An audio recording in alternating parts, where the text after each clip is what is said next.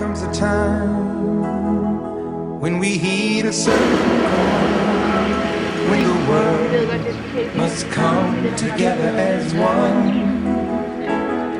There are people dying. Oh, when it's time to lend a hand to life, the greatest gift of all.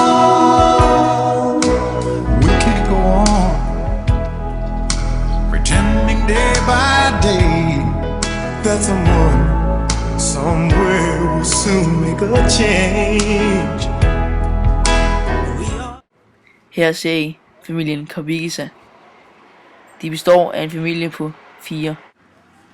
Den mindste blev født for 3 måneder siden. Moren døde ved fødslen.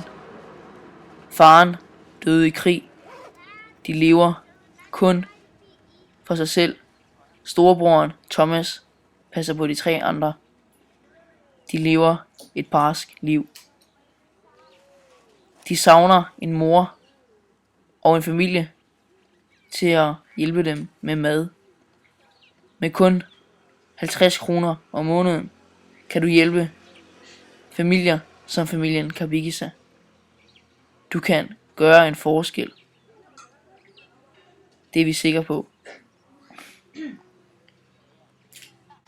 Her ser vi en familie, der har fået hjælp for Danmarks Indsamling.